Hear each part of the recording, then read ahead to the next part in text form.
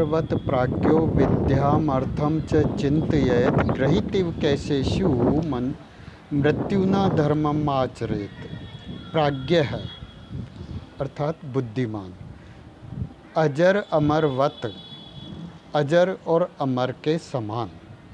विद्याम अर्थम च, विद्या को, और अर्थ धन का, चिंतयेत इनका चिंतन करें। मृत्युना कैसेषु, मृत्यु के द्वारा, कैसेषु यानी केश बाल, ग्रहीतिव पकड़े हुए हैं, मानो धर्मम आचरित ऐसा मानकर जो है उसे धर्म का आचरण करना चाहिए। कहने का मतलब यह है कि एक बुद्धिमान व्यक्ति को स्वयं को अजर और अमर मानते हुए विद्या और धन के बारे में चिंतन करना चाहिए, विद्या और धन का अर्जन करना चाहिए, और मृत्यु बालों को पकड़े हुए है ऐसा मानकर धर्म का आचरण करना चाहिए। प्राज्ञ है, प्रज्ञा विद्यते अस्य इति प्राज्ञ है। चिंतयेत, चिंत धातु विधिलिंग लकार प्रथम पुरुष एक वचन। ग्रहीत है, ग्रह धातु और कत प्रत्यय ग्रहीत है। केशेषु, केश शब्द है, सप्तमी विभक्ति बहुवचन का रूप काम में आया है यहाँ। आचरेत, आ उपसर्ग, चर धातु और विधिलिंग लकार। इस श्लोक में अनुष्टुप छंद का प्रयोग हुआ है। सर्वद्रव्येषु विद्येव द्रव्यमाहुरनुत्तमम् अहार्यत्वात् अनर्घ्यत्वात् अक्षयत्वात् च सर्वदा। विद्वान लोग जो है सर्वदा, अहार्यत्वात् हमेशा, सर्वदा सदैव, अहार्यत्वात् न चुराए जाने के कारण, अनर्घ्यत्वात् और अमूल्य होने से, अक्षयत्वात् और नष्ट न होने के कारण, नाश रहित होने के कारण, सर्वद्रव्येषु सभी प्रकार के द्रव्यों में, विद्या एव विद्या को ही, अनुत्तमम अत्युत्तम द्रव्यम अस्ति कि विद्या ही सबसे श्रेष्ठ द्रव्य है, इति आहु ऐसा कहते हैं। विद्वान लोग ऐसा कहते हैं। क्या कहते हैं? कि विद्या ही सर्वश्रेष्ठ द्रव्य है। विद्या को सर्वश्रेष्ठ द्रव्य क्यों कहा गया है? क्योंकि विद्या का कोई हरण नहीं कर सकता, विद्या अमूल्य होती है, विद्या का नाश नहीं होता। इसलिए विद्या को जो है सर्वद्रव्येषु सभी द्रव्यों में श्रेष्ठ माना गया है, ऐसा विद्वान लोग कहते हैं। कि विद्वांस है, विद्वान लोग सर्वदा हमेशा अहार्य होने के कारण, यानी न चुराए जाने योग्य होने के कारण, अनर्घ्यत्वात् और अमूल्य होने के कारण, अक्षयत्वात् और नाश रहित होने के कारण, और सर्वद्रव्येषु सभी द्रव्यों में विद्या अनुत्तमम द्रव्यम अस्ति इति आहु कि विद्या जो है सभी द्रव्यों में सर्वश्रेष्ठ अत्युत्तम द्रव्य है, वस्तु है, ऐसा कहते हैं। अहार्यत्वात् न हीयते या सा अहार्या तस्या भावः तस्मात्। सर्वद्रव्येषु सर्वाणि द्रव्याणि, सर्वद्रव्याणि तेषु सप्तमी विभक्ति।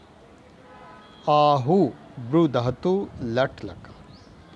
अनुत्तमम न उत्तमम यस्मात् तत् अनुत्तमम। इसमें भी जो है अनुष्टुप छंद का प्रयोग हुआ है। संयोजयति विद्येव निचगापि नरम सरित समुद्रमिव दुर्दशम नृपम भाग्यम अतः पर।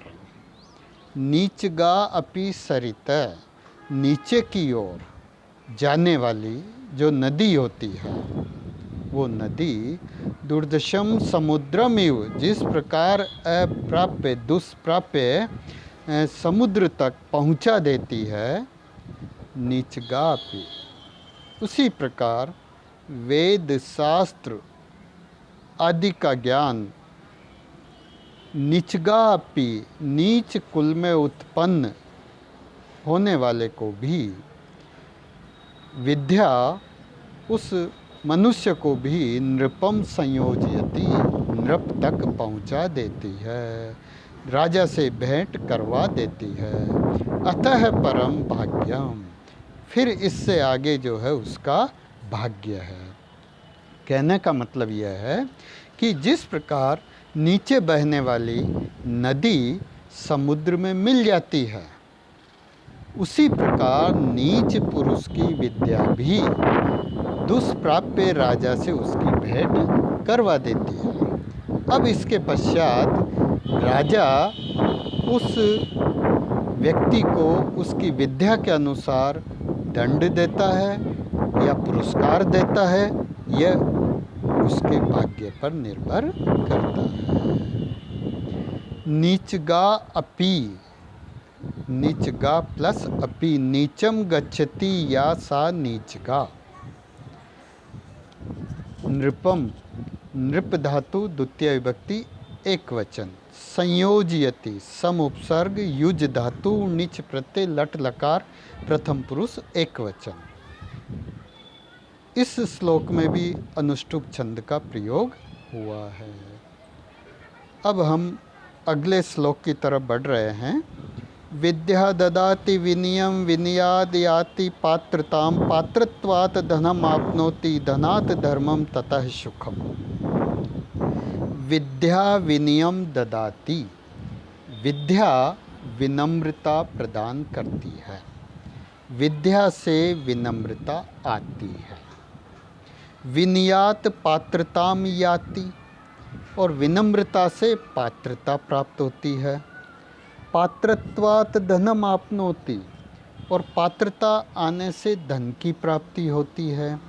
धनात् धर्मम, और धन प्राप्त होने के बाद धर्म की प्राप्ति होती है। ततः सुखम, इसके बाद सुख की प्राप्ति होती है। इस प्रकार यह एक श्रृंखला है जो विद्या से प्रारंभ होकर और सुख तक पहुंचती है। एक बार और हम इसका अर्थ देखेंगे कि विद्या विनियम ददाति, विद्या विनम्रता प्रदान करती है। जब व्यक्ति शास्त्रों का ज्ञान प्राप्त करता है तो उसमें विनम्रता आ जाती है। विनयात पात्रताम याति, और विनम्रता आने के बाद व्यक्ति में पात्रता योग्यता का समावेश आ जाता है, हो जाता है। पात्रत्वात् धनम आपनोति, जब व्यक्ति में योग्यता आ जाती है, योग्यता वो अर्जित कर लेता है, तो योग्यता से वो धन की प्राप्ति करता है। धनात् धर्मम, और जब धन उसे प्राप्त हो जाता है तो वो धन के माध्यम से धर्म अर्जित कर लेता है, और धर्म अर्जित करने के बाद उसे सुख की प्राप्ति हो जाती है। विद्या विनियम, विनियम नम्रता। ददाति यच्छति, दा धातु लट लकार प्रथम पुरुष एक वचन। पात्रताम योग्यताम, याति प्राप्नोति, याति या धातु लट लकार प्रथम पुरुष एक वचन। पात्रत्वात् योग्यत्वात् धनम वित्तम आपनोति, आपनोति लभते, आप धातु लट लकार प्रथम पुरुष एक वचन। ततः तस्मात्, इसके बाद सुखम लभते, सुख की प्राप्ति होती है। विनयात, इसमें हेतु, हेतु पंचमी सूत्र से हेतु होने के कारण पंचमी विभक्ति का प्रयोग हुआ है। आपनोति, आप धातु लट लकार प्रथम पुरुष एक वचन का प्रयोग हुआ है। विद्या शस्त्रस्य शास्त्रस्य द्वे विद्ये प्रतिपत्तये आद्या हास्याय वृद्धत्वे द्वितीया आद्रियते सदा। यहाँ कवि ने विद्या के भेद बताए हैं कि विद्या दो प्रकार की होती है। शस्त्रम शास्त्रम च विद्या। विद्या दो प्रकार की होती है, एक शस्त्र विद्या और एक शास्त्र विद्या। द्वे विद्ये प्रतिपत्तये, ये दो प्रकार की जो विद्याएं हैं, ये कार्य सिद्धि के लिए होती है। आद्या वृद्धत्वे हास्याय, इनमें से जो प्रथम यानी जो शस्त्र विद्या है, ये बुढ़ापे में हंसी का कारण होती है।